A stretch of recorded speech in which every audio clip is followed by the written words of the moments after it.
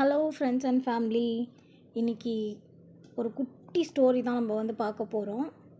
இந்த ஸ்டோரி பார்த்திங்கன்னா முழுக்க முழுக்க ஒரு அரசரை பற்றியும் ஒரு 6 அறிஞர்கள் பற்றியும் தான் நம்ம இன்றைக்கி பார்க்க போகிறோம்.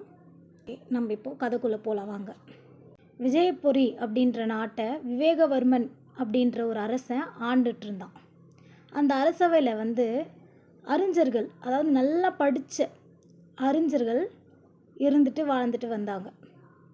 அரசன் ஒரு நாள் அந்த அறிஞர்களை பார்த்து, அறிஞ பெருமக்களே, வாழ்க்கையில் மிகவும் மதிப்பு வாய்ந்த பொருள் எது அப்படின்னு ஒரு கேள்வி ஒன்று கேட்டிருக்காப்புல.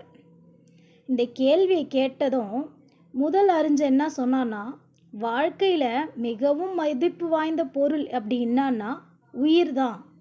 உயிர் இல்லைன்னா நம்ம வாழ்க்கையில் ஒன்றும் அனுபவிக்க முடியாது அப்படின்னு ஒரு அறிஞர் இந்த கேள்விக்கான பதிலை சொல்லிட்டான்.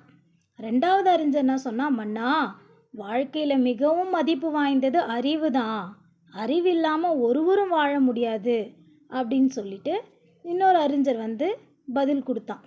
மூணாவது அறிஞர் என்ன சொன்னான்னா, எந்திரிச்சு, அரசே, வாழ்க்கையில் பொறுமையின்றி நாம் ஒரு கணம் கூட வாழ முடியாது. எனவே மிகவும் விலை உயர்ந்தது பொறுமை தான் அப்படின்னு பதில் சொன்னான். நாலாவது அறிஞர் எந்திரிச்சு என்ன சொன்னால், அரசே, நம்ம பூமிக்கு வேண்டிய ஆற்றல் சூரியனிடத்துல தான் கிடைக்குது. சூரியன் இல்லைன்னா பூமியில் உயிர்கள் கிடையாது. எனவே சூரியன் தான் உயர்ந்தது அப்படின்னு நான்காவது அறிஞர் சொன்னான். ஐந்தாவது அறிஞர் என்ன சொல்கிறான்னா, வாழ்க்கையில் அனைத்தும் இருந்தும் அன்பு இல்லாவிட்டில் மனிதன் வாழ்ந்து ஒரு பயனும் இல்லை. எனவே அன்புதான் மிக மதிப்பு வாய்ந்தது அப்படின்னு சொல்லிட்டு ஐந்தாவது அறிஞர் சொல்கிறான். இறுதியாக, அதாவது ஆறாவது ஒரு அறிஞர் எந்திரிச்சு, அரசே, காலம்தான் அனைத்தையும் விட மிக மிக மதிப்பு வாய்ந்த பொருள். நமக்கு காலம் இல்லையானால் உயிர் இருந்து என்ன பயன்?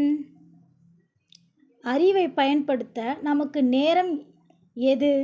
பொறுமையாக இருக்க ஏது அகவாசம்? சூரியனை பயன்படுத்த ஏது காலம்? அன்பு காட்ட எது வாய்ப்பு? எனவே உலகிலேயே மிக மதிப்பு வாய்ந்த பொருள் காலம்தான் அப்படின்னு சொல்லிட்டு ஆறாவது அறிஞர் சொல்கிறான். ஆகவே அதனை வீணாக்காமல் நம்முடைய ஆக்க பணிகளுக்கு எந்தெந்த வகையிலெல்லாம் அதனை பயன்படுத்தி கொள்ள முடியுமோ அந்தந்த வகையிலெல்லாம் பயன்படுத்தி கொள்ள வேண்டும் அப்படின்னு ஆறாவது அறிஞர் இதை சொல்கிறான். அப்போ அரசர் அந்த ஆறாவது அறிஞரை கூறிய கருத்து தான் சிறந்தது அப்படின்னு சொல்லி அவர் பாராட்டி அவருக்கு பரிசு மழையை கொட்டி கொடுத்தார். அது மட்டும் இல்லை, அவரை தனது அமைச்சராகியும் நியமித்து கௌரவப்படுத்தி நீதி, இதில் என்ன நீதி நம்ம பார்க்குறோம்? காலம்தான் இவ்வுலகிலே விலைமதிக்க முடியாத பொருள். காலத்தை தவறவிட்டவர்கள் வாழ்க்கையில் முன்னேற முடியாது. எனவே இளமையிலே நன்கு கற்க வேண்டும்.